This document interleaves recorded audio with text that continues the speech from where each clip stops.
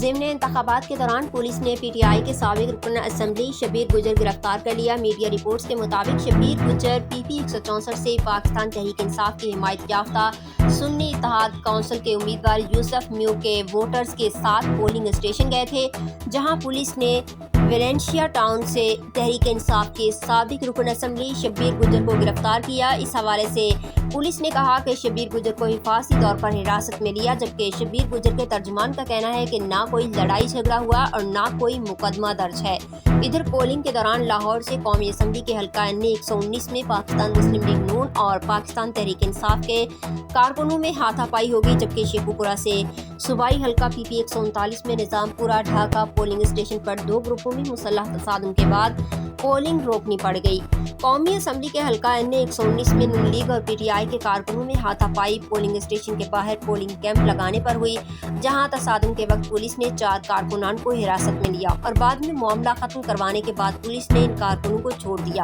جبکہ شیخو پورہ میں جگیاں سیالہ میں حلقہ پی پی 139 میں نظام پورہ ڈھاکہ پولنگ اسٹیشن پر دو گروپوں میں مسلح تصادم ہوا، جہاں فائرنگ کے بعد پولنگ کا عمل روکا گیا۔ جھگڑے کے دوران ڈنڈے لگنے سے 3 افراد زخمی ہو گئے۔